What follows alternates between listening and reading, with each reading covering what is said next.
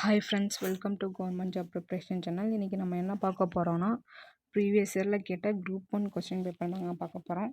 நம்ம ஒரு எக்ஸாம் படிக்கிறோன்னா படிச்சுட்டு இருந்தால் மட்டும் போதாது, ப்ரீவியஸ் இயர் கொஸ்டின் பேப்பரை அனலைஸ் பண்ணி பார்க்கணும். அப்போ தான் எப்படி கேட்டிருக்காங்கன்னு நமக்கு தெரியும். வாங்க நம்ம என்ன கொஸ்டின் பார்க்கலாம்.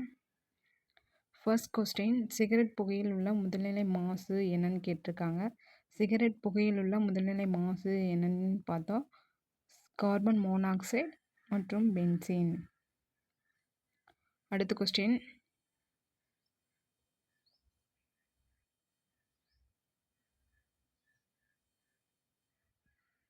பந்தை மேலே எறியும் போது அது மேலே செல்கிறது. அப்பொழுது பந்தில் கீழ்கண்டவற்றுள் எது அதிகரிக்கிறது அப்படின்னு கேட்டிருக்காங்க. நிலையாற்றலா, உந்தமா, அல்லது இயக்க ஆற்றலா அப்படின்னு கேட்டிருக்காங்க. இதுக்கு ஆன்சர் என்னன்னு பார்த்தீங்கன்னா, ஃபர்ஸ்ட் ஆப்ஷன் ஏ, நிலையாற்றல் அல்லது சாத்தியமான ஆற்றல். அடுத்த கொஸ்டின்,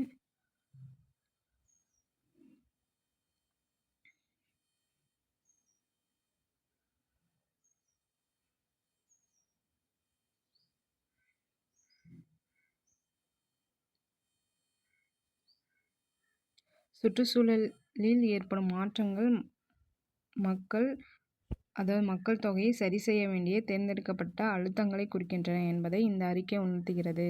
குரூப் 1 பொறுத்த வரைக்கும் கூற்று காரணமாக தான் கொஷின் கேட்பாங்க. நம்ம கொஞ்சம் அண்டர்ஸ்டாண்ட் பண்ணி போடுற மாதிரி தான் இருக்கும்.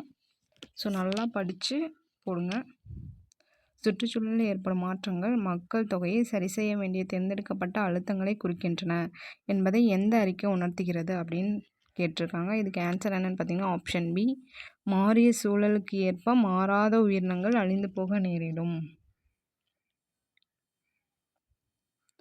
அடுத்த கொஸ்டின், டிஎன்ஏவை 2 இலைகளாக பிரிப்பதில் ஈடுபடும் நொதி எதுன்னு கேட்டிருக்காங்க. ஹெலிகேஸ். டிஎன்ஏவை 2 இலைகளாக பிரிப்பதில் ஈடுபடும் நொதி ஹெலிகேஸ். அடுத்த கொஸ்டின், விதை முளைத்தலின் முதல் நிலையாக நீர் உறிஞ்சப்படும் போது இது எதை தூண்டுகிறது அப்படின்னு கேட்டிருக்காங்க. செல் இயக்கத்தை தூண்டுகிறது. விதை முளைத்தலின் முதல் நிலையாக நீர் உறிஞ்சப்படும் போது இது எதை தூண்டுகிறது? செல் இயக்கம் தூண்டுகிறது. அடுத்த கொஸ்டின், ஃபீனாலை விட வலிமை மிகு மற்றும் 3 அதே எலக்ட்ரான் கவர்திறன் கொண்ட தொகுதிகள் பெற்றுள்ள அமிலம் ஆப்ஷன் டி, அதாவது பிக்ரிக் அமிலம் மட்டும். ஃபீனாலை விட வலிமை மிகு மற்றும் 3 அதே எலக்ட்ரான் கவர்திறன் கொண்ட தொகுதிகள் பெற்றுள்ள அமிலம் பிக்ரிக் அமிலம். சயின்ஸ் எல்லாம் படித்தாதாங்க தெரியும். அடுத்த கொஸ்டின், அறிவியல் வரலாற்றினை கற்பதில் மிக முக்கியமானதாக கருதப்படும் ஒன்று தத்துவத்துடன் இணைப்பு.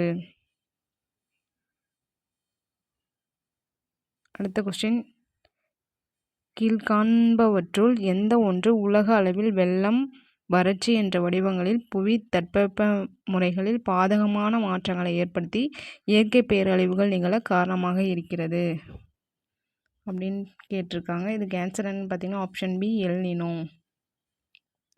ஜாகிரஃபியில் அந்த கொஸ்டின் பார்த்துருப்பீங்க.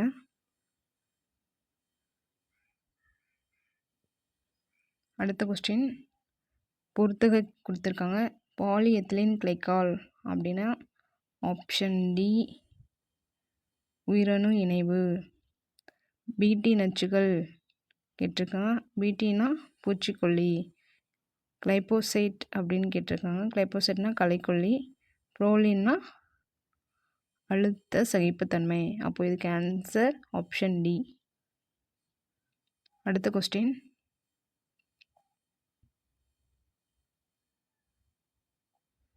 கீழ்காண்பவற்றுள் சரியான கூற்று. அது நானோபாட்டை பற்றி கேட்டிருக்காங்க.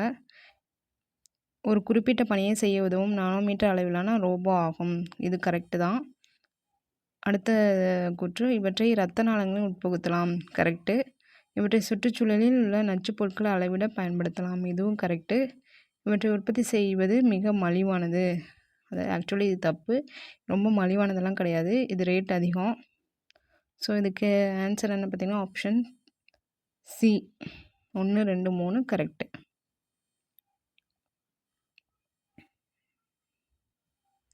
அடுத்த கொஸ்டின், காலநிலை மாற்றம் குறித்த தேசிய செயல் திட்டத்தின் கீழ் செயல்படுத்தப்பட உள்ள முதல் பணி என்னன்னு கேட்டிங்கன்னா தேசிய சூரிய ஒளி பணி. அடுத்த கொஸ்டின், இந்தியாவில் உள்ள எந்த பல்லுயிர் பூங்கா முதலாவது பயனுள்ள பகுதி சார்ந்த பாதுகாப்பு தளமாக அறிவிக்கப்பட்டுள்ளது அப்படின்னு கேட்டிருக்காங்க. ஆரவள்ளி பல்லுயிர் பூங்கா. அடுத்த கொஸ்டின், பொறுத்துக, அதாவது சரியான இணை எது சரியாக இணைக்கப்பட்டுள்ளதுன்னு கேட்டிருக்காங்க. கேவிகே. ஆக்சுவலி இதுதான் தப்பு. எஸ்எம்ஏஇனா இங்கிலீஷில் பார்த்துக்கோங்க, தமிழில் வந்து உங்களுக்கு தெரியாது, தமிழில் குழப்புற மாதிரி தான் இருக்கும். எஸ்எம்ஏஇனா சப்மிஷன் ஆன் அக்ரிகல்ச்சர் எக்ஸ்டென்ஷன், இது கரெக்டு. என்எஸ்டிஏனா நேஷனல் ஸ்கில் டெவலப்மெண்ட் ஏஜென்சி, இதுவும் கரெக்டு. ஏடிஎம்ஏனா அக்ரிகல்ச்சரல் டெக்னாலஜி மேனேஜ்மெண்ட் ஏஜென்சி, இதுவும் கரெக்டு. இப்போ இதுக்கு ஆப்ஷன் பி. அடுத்த கொஸ்டின், இந்தியாவில் எத்தனை ராம்சார் இடங்கள்? ஆக்சுவலி இது கரண்ட் ஈவெண்ட் கொஸ்டின். அப்போ எக்ஸாம் நடந்தபோது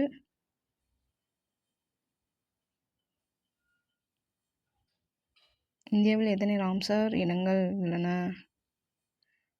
அப்போது வந்து 75 இருக்குது. இப்போ பார்த்தீங்கன்னா 82 வந்துருச்சு.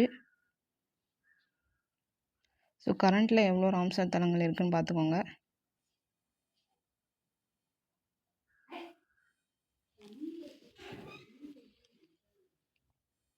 அடுத்த கொஸ்டின்,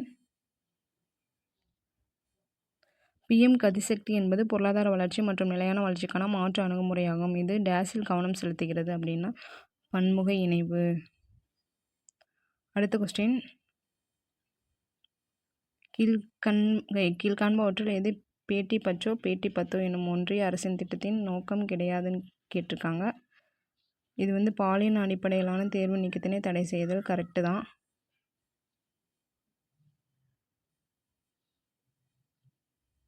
ஃபர்ஸ்ட் ஒன் கரெக்டு. அடுத்து, பெண் குழந்தைகளின் வாழ்வு மற்றும் பாதுகாப்பினை உறுதி செய்தல், கரெக்டு தான். பெண் குழந்தைகளின் கல்வி மற்றும் பங்கேற்பினை உறுதி செய்தல், கரெக்டு தான். சம்பந்தப்பட்ட பெண் குழந்தையின் பெயரில் நிரந்தர வைப்பு தொகையை ஏற்படுத்துதல், இதுதான் தப்பு. இப்போ இதுக்கு ஆன்சர் வந்து ஆப்ஷன் டி.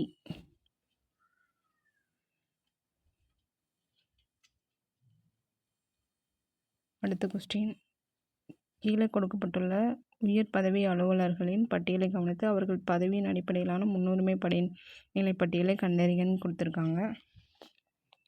அது மாற்றி கொடுத்துருக்காங்க. இது கரெக்டாக எழுதணும். இப்போ ஃபஸ்ட்டு வந்து இந்திய தலைமை தேர்தல் ஆணையர், இவருக்கு தான் அதிகாரம் ஃபஸ்ட்டு. அடுத்து பார்த்திங்கன்னா மக்களவை துணைத் தலைவர். அடுத்து பார்த்திங்கன்னா மத்திய அமைச்சரவை செயலர். அடுத்து பார்த்திங்கன்னா தலைமை இராணுவ அதிகாரி.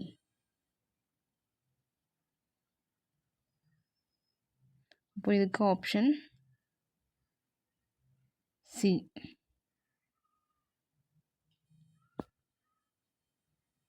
அடுத்த கொஸ்டின், சூரிய ஆற்றல் பயன்பாடுகளில் பொதுவாக உள்ள சவால்களை தீர்ப்பது குறித்து கூட்டாக விவாதிக்க உருவான சூரிய வளம் மிகுந்த காடுகளின் கூட்டமைப்பு சர்வதேச சூரிய சக்தி கூட்டணி, ISA. அடுத்த கொஸ்டின், ஒலிம்பிக் போட்டியில் பதக்கம் வென்ற பின்வரும் இந்திய மகளிரை கால வரிசைப்படுத்துகன்னு கேட்டிருக்காங்க. ஃபஸ்ட்டு வந்து கர்ண மல்லேஸ்வரி, செகண்டு சாய்னா நேவால், தேர்டு வந்துட்டு பார்த்திங்கன்னா சாசி மாலிக், ஃபோர்த்து லவ்லினா புர்கோகெய்ன். இப்போ இதுக்கு ஆன்சர் ஆப்ஷன் சி. அடுத்த கொஸ்டின், பால்மர் குறியீடு கீழ்காணும் ஒரு இயற்கை சட்டத்தோடு தொடர்புடையதுன்னு கேட்டிருக்காங்க. பால்மர் குறியீடுனா வறட்சியோடு தொடர்புடையது.